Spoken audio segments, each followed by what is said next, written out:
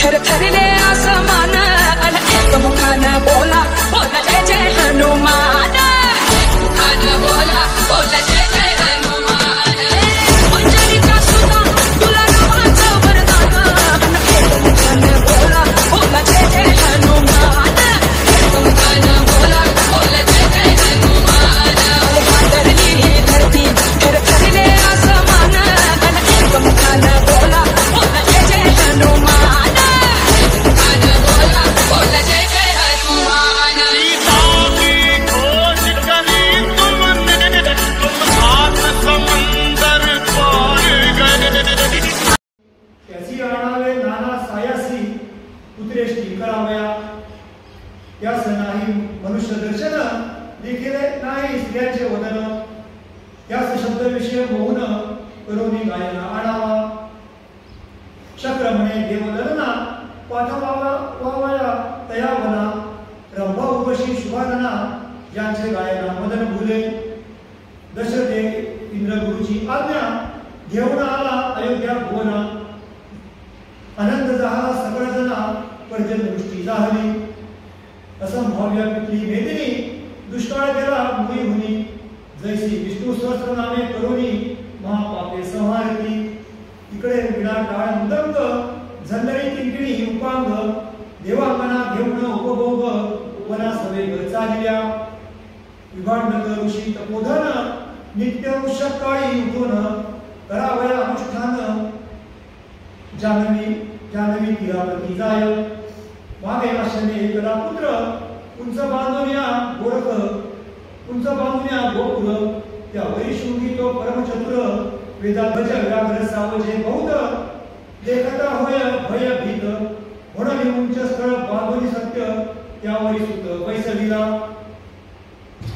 विभांडक ऋषी अनुष्ठान करून दोन प्रहरा एक परतोन परमानंदे पुत्र देवोन अध्ययन सांगे तयाते चारी वेद मुखोद्गत सकल शास्त्रे पारंगत यागविधी करणे समस्त कर्तर्मना करून तयाते ऋषी नंदन तव ज्ञानी आरंभिले गायन पळालो देह लोभे करुणी आता न येते दुसऱ्यानी खंत मनी वाटत असे विभांडक म्हणे पुत्रसी जरी आश्रमा आले संत ऋषी तरी आपण आतिथ्य करावे तयांची पूजा विधी करूनिया असो प्रातः काळी भांडक मुनी गेला अनुष्ठाना लागुनी शृंगी चिंता करी म्हणी म्हणे कधी नाही देखेन दया विसरला स्त्रियांचे ध्यान अनर्थपूर्ण स्त्री संगे ज्याने स्त्री न देखली स्वप्नी त्याने ती विलोकिती नयनी गेला सर्व विसरोनी अनंत कामी तपासी मग ज्यास अखंड श्री चिंतन ते कैसे करतील जन मूर्तिमंत भवभीत कामिन भुलवी सज्जन जाणते स्त्री केवळ अविद्येचा पसारा महाअनुत्याचा अविचारा सगळ असत्याचा थारा भयन धरी पापाचे श्री अनर्थाचे गृह सबळ की कलाचे महामूळ की विषवल्लीच केवळ स्थिर रूपे विस्तारली स्त्री कामाची विशाळ दरी की ते क्रोध व्याघ्राची जाळी खरी की ते पाप समुद्र लहरी की ते भाजन असत्याचे की ते दुःख वृक्षाचे श्रेष्ठ फळ की ते मोहाचा पर्वत सबळ की ते मस्त्रवरीच केवळ किंवा घात्य अवतरली तुलंदी नाही पापाची काय विद्या काय तप काय से ध्यान काय तप काय जप काय असा ज्ञान खटाटोप हरिले सर्व स्त्रियांनी जीवा दग्ध पराने पायी हस्तदग्ध प्रतिग्रही मन दग्ध स्त्रीचे ठाई करती काय जप तप व्यर्थ करीती पुरश्चरण स्त्रिये हरवली नेले मन करू बैसता तो ध्यानी चिंतन स्त्रियेचे काय अध्ययन काय कीर्तन व्यर्थ केले पुराण श्रवण काय करुणी धर्मदान स्त्रियांनी मन हरिये स्त्री स्वरूपाची धरुणी देवी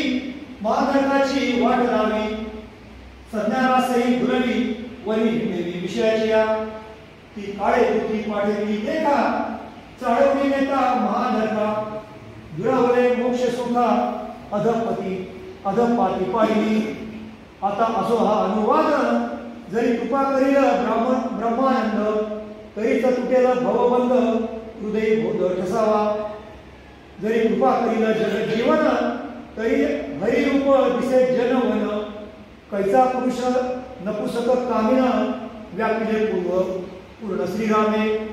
नर नारी मिथ्याभास अवघा होताला पुराणा पुरुष. जे कृपा करील सर्वेश ब्रह्मानंद स्वामी पै. असो आता शृंग ऋषी म्हणे कधी येतील ते तापसी. तो अकस्मात त्या समयासी रंभा उर्वशी पातल्या. उत्तम स्वरूप मंजूर गायन सुंदर मुख आकर्ण नयन. शृंगी लागी फुलावून काम भाव दाविती. नाना पक्वाने अमृत फळे शृंगी सदेती बहुरसाळे. मग तो उतरून खाले जवळी येऊन बैसला. तयांसी कुसे आवडी करून सांगा तुमची नाम गुण. ती गलंडे काय म्हणून वक्षस्थळी तुमच्या. येई गदा गदा हसत तुझी या माथा शृंग निश्चिती. म्हणून शृंग ऋषी म्हणती तुझ लागी ऋषी पुत्रा. आमचे नाव गलंड ऋषी बहुसुख असे अमापासी. येऊ म्हणे ते दाखवा आमासी चवी कशी पाहोपा. त्या म्हणती जी तत्वता दशरथे करुणी नमस्कार केला बहुत आदर.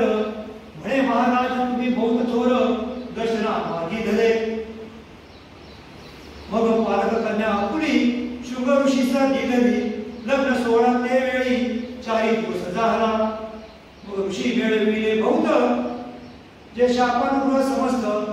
वसिष्ठ मुख आचार्य देत न पुढे पदार्थ घेऊ नकाही. इकडे ज्ञानी पाहे विमांडक मुनी तो स्त्रियांनी सुत नेला चाळवूनी.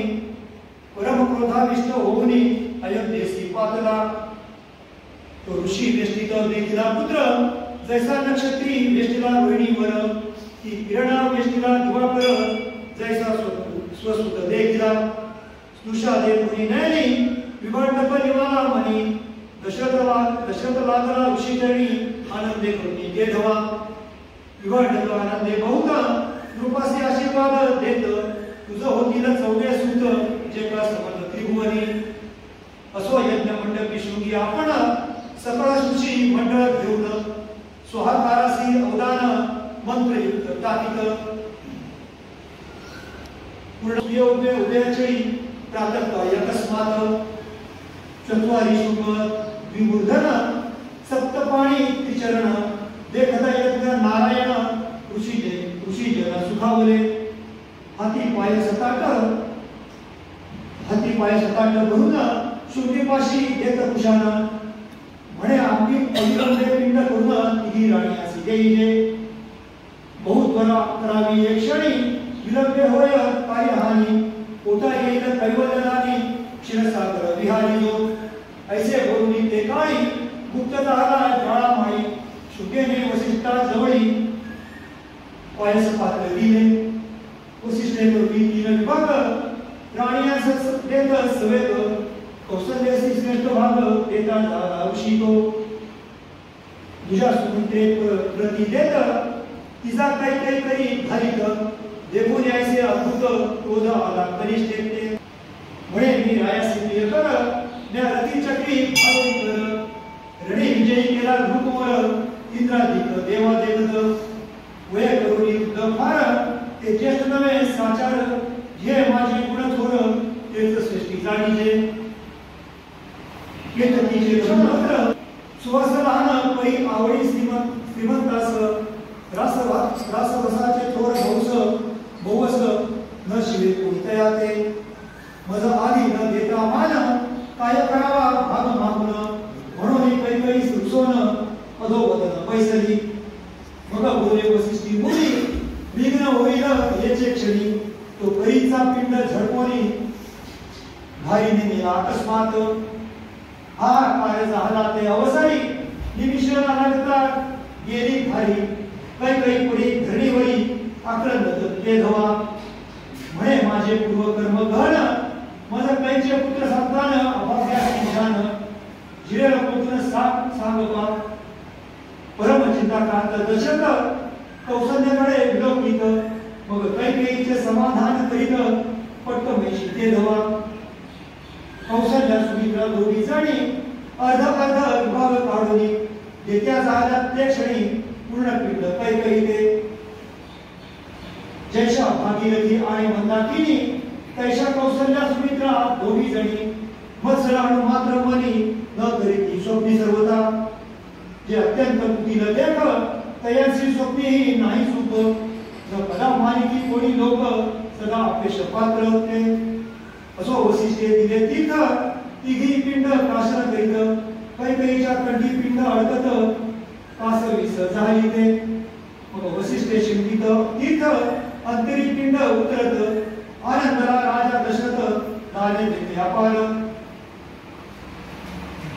ते शिंपिता वसिष्ठ शिंपिता तीर्थ अंतरी पिंड उतरत आनंदला राजा दशरथ दाने देतो अपार वस्त्र भरणे उगणी दक्षिणा देवनी गौरविले ब्राह्मणा सकळ ऋषी पावले स्वस्थाना शृंगी आदी करुणी तिघी राण्या झाल्या गर्भस्थ आनंदला राजा दशरथ म्हणे माझे भाग्य उदित दिसते पुढे बेधोनी भारीने जो पिंड झटला त्याचा वृत्तांत काय झाला शोधयाने आक्षेप केला कथा सगळं सांगावा केसरी नामे वानर त्याची स्त्री अंजनी सुंदर वृषमुख पर्वती घोर कंपकरीत बैसली 7 सहस्र वर्षेपर्यंत मौन धरोनी शुचिष्मंत आराधीला उमाकांत प्रसन्न झाला तपांती म्हणे अंजनी माग इच्छित तेरी म्हणे देई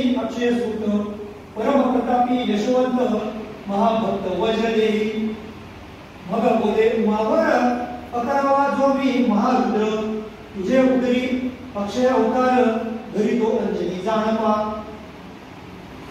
ऐके शिववदने अंजनी तू अंजुळी पात्र पसरुनी वैसे सावध माझे ध्यानी अंतर्दृष्टी करुनिया सुतेल अद्भुत प्रभंजन साक्षात लोक प्राणीश आपण प्रसाद देईन आणून तो तू भक्षी अविलंबे स्वस्थळात गेला शुद्ध पाणी ध्यानस्थ बैसली अंजनी नयन झाकुणी निजमनी ब्रह्मानंदे उचंबळे तव कैकई हातीचा पिंड झडकोणी भारी नेत्र असता गगनी तो चंड समीरे ते क्षणी पिंड मुखींचा आसुडीला तो अंजनीच्या करांत आणून घातला अकस्मात तो तत्काळ ती भक्षित शिवस्मरण करोनिया भाई ते देवांगना वाहिली नृत्य करिता चाचरी गेली मग विधीने शापिली भारी होई म्हणून मग